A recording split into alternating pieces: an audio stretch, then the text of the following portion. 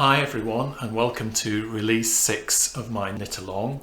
This is to show you the making up of the throw and also the back or reverse of the cushion, which is just a plain stocking stitch back. The throw I think we're suggesting to actually use a mattress stitch or slip stitch to join the different squares together, or any other makeup or joining technique that you may prefer.